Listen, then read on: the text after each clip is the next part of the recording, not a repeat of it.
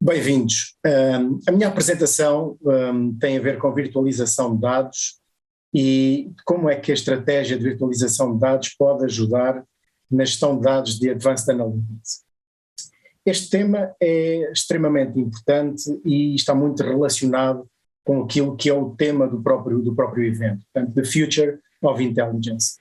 E a Future of Intelligence tem fundamentalmente a ver, e nós hoje sabemos que a inteligência está muito na área da tecnologia associada à inteligência artificial, ao machine learning, e nesse contexto a virtualização de dados associada à analítica avançada está muito relacionada com a parte de data science. Tá?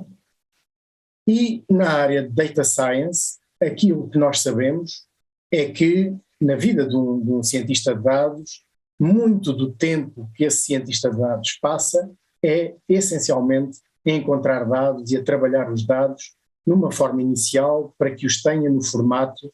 que depois eles lhes fazem sentido para analisar modelos, etc, etc.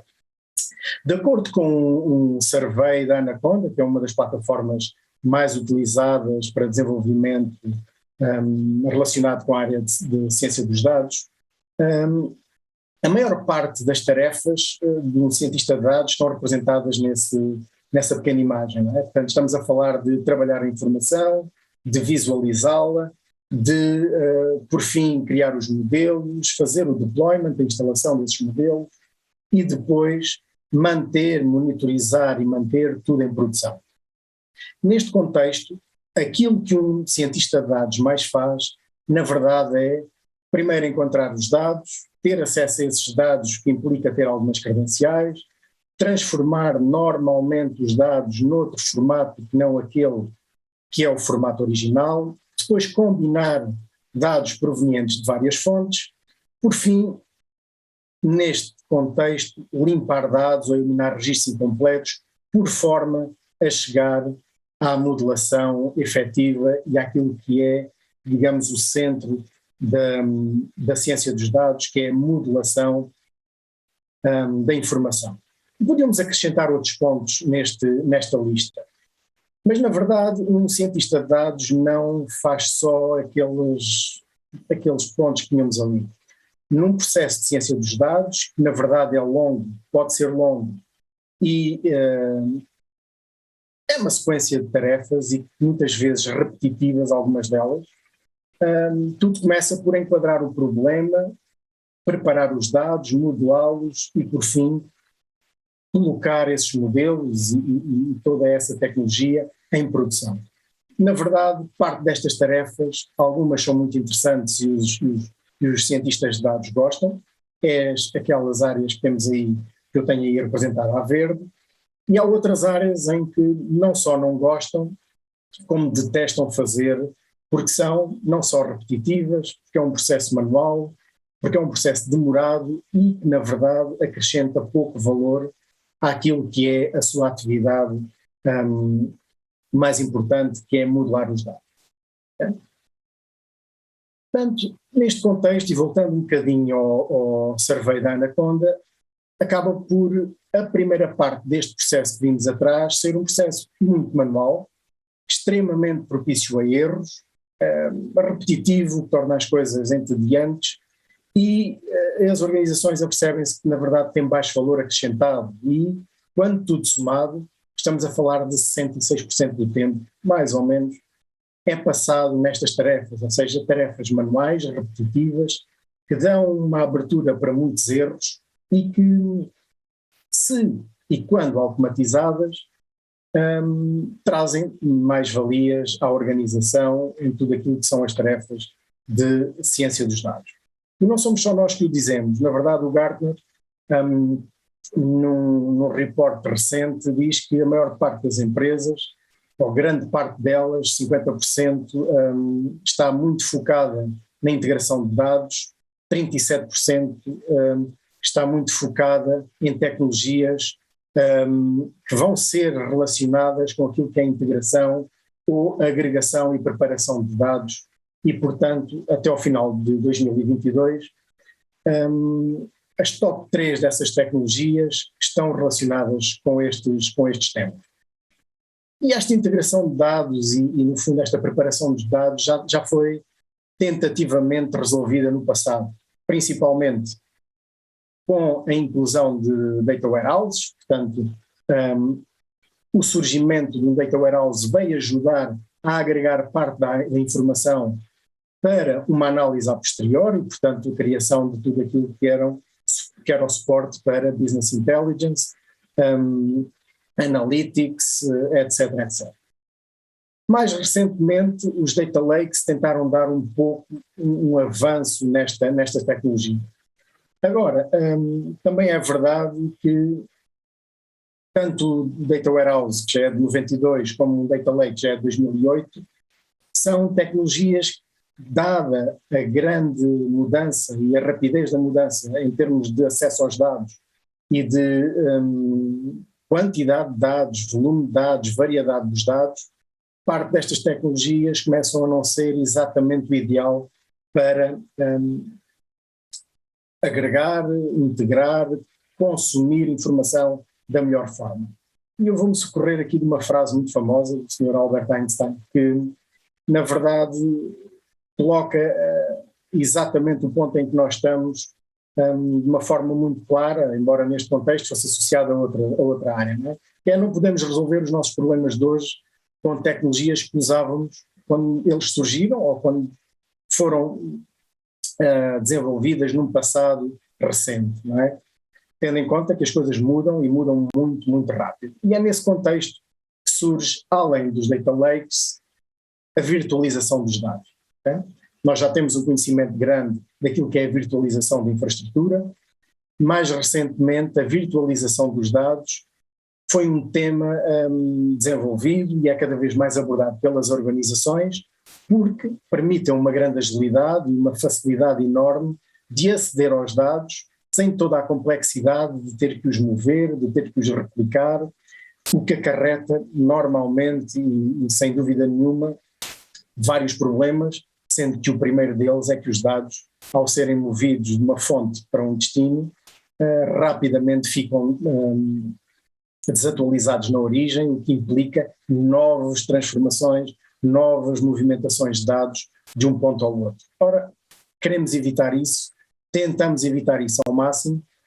e, voltando um bocadinho ainda ao Gartner, o Gartner diz-nos que, e relacionado com o tema anterior, que até 2022 cerca de 60% das organizações implementarão a virtualização dos dados de uma forma mais profunda ou mais superficial na sua componente fundamental da arquitetura de dados e até da arquitetura aplicacional. E neste contexto é importante referir o que é importante, de facto, numa virtualização de dados e numa arquitetura moderna de virtualização de dados. Primeiro que tudo, é na realidade uma camada lógica de informação e que tem no seu centro aquilo que é a abstração dos dados. Não é? E a abstração dos dados é fundamental para dar um benefício mais importante neste contexto. Ou seja, esta abstração implica que os dados não são movidos da sua origem, são mantidos na origem, mas, por outro lado, podem ser consumidos como se estivessem num repositório único. Depois, um segundo ponto que tem a ver com a integração dos dados e que está muito relacionado com o que eu acabei de dizer, não é? Mantendo dados na origem, estamos de certa forma a facilitar os dados, o acesso aos dados por via de aplicações em dados distribuídos que para nós que estamos a consumir por via da aplicação nos vai parecer que estão centralizados. E aqui volta um bocadinho à parte da abstração, é desacoplar um pouco as aplicações da origem dos dados. Não é? Depois é garantir que há um acesso fácil a esses dados, de qualquer lado, em qualquer momento e com alto rendimento. Neste contexto da virtualização dos dados, uma das coisas muito importantes é o catálogo de dados. Não é? e principalmente na área de Data Science, quando se quer começar a consumir informação para enriquecer modelos, muitas das vezes nós nem sequer sabemos que dados é que existem na organização. Ora, uma plataforma de virtualização de dados deve construir um catálogo de dados suficientemente robusto, ou seja, um menu, uma lista, um índice, daquilo que são as fontes de dados da organização que podem ser consumidos pelos cientistas de dados no momento em que precisarem, quando quiserem, utilizando todos os dados, parte desses dados, fazendo ele próprio, o cientista de dados, a gestão daquilo que acede e daquilo que consome. E por fim, a segurança e a governança dos dados é extremamente importante porque também está relacionada não só com o acesso aos dados, mas com a partilha da informação pela organização. Ora, se nós tivermos um catálogo de dados, podemos dizer quem é que acede ao quê, de uma forma mais facilitada, quem é que não tem acesso a certo tipo de informação e quem é que tem acesso a outro tipo de informação, em que contexto e em que situações é que esses acessos podem ser revogados. E, portanto, entrando um bocadinho naquilo que é a solução da Enode, há duas tendências de arquiteturas modernas de dados muito atuais, ou seja, Virtual Data Fabric e Virtual Data Mesh. Entrando um bocadinho na plataforma de virtualização de dados da Enode, aquilo que o Virtual Data Fabric é ou faz é, no fundo, garantir que uma plataforma tecnológica consegue agregar dados provenientes de outras plataformas tecnológicas, ou seja, e consegue ir buscar dados históricos e atuais, dispersos por vários silos, e produzir uma visão única e coerente dessa informação. E neste contexto nós temos as fontes de dados que são consumidas por aquilo que são as aplicações, não só de machine learning, mas outras, e no meio temos a plataforma de Virtual Data Fabric que agrega os dados de uma forma ágil, de uma forma fácil e que unifica tudo aquilo que é o acesso à informação, muito importante, sem mover a informação para o tal ponto centralizado. No fundo, há como que aqui uma camada lógica de acesso aos dados, sem os dados serem movidos. Depois, a parte do Virtual Data Mesh, em que pode parecer exatamente a mesma, enfim, do formato teórico, a mesma abordagem, mas estamos a um nível um bocadinho mais acima, ou seja, deixamos de falar um pouco em tecnologia-fonte, de onde os dados vêm, mas passamos a falar em tipo de dados e quantidade de dados e que origem de negócio tem os dados para que nós possamos agregá-los de uma forma mais eficiente e onde podemos permitir um acesso facilitado às aplicações a esses dados. Okay? Portanto, o Virtual Data Mesh não se preocupa com o tipo de tecnologia de onde os dados vêm, preocupa-se sim com o domínio dos dados. São dados de vendas, são dados de marketing, são dados das operações, e que a tecnologia central acaba por ser a plataforma da Enode, com o seu Virtual Data Mesh, que lida com os dados do ponto de vista lógico, do ponto de vista de negócio e não do ponto de vista da tecnologia de onde esses dados provêm. Okay? Na verdade, na prática, acaba por ser quase o mesmo, mas a este nível a organização e os consumidores da informação, e principalmente os data scientists, já estão a trabalhar a um nível de negócio, a um nível de acesso aos dados de negócio, abstendo-se de ter conhecimento daquilo que é a tecnologia que está por baixo. E, portanto,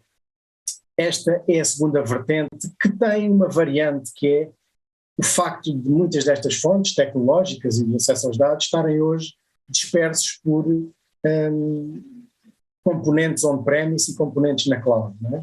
Nós hoje temos serviços on-premise, temos serviços na cloud, o que acaba por tornar a distribuição dos dados, a sua gestão ainda mais complexa. Não é? E, portanto, aqui o Virtual Data Mesh,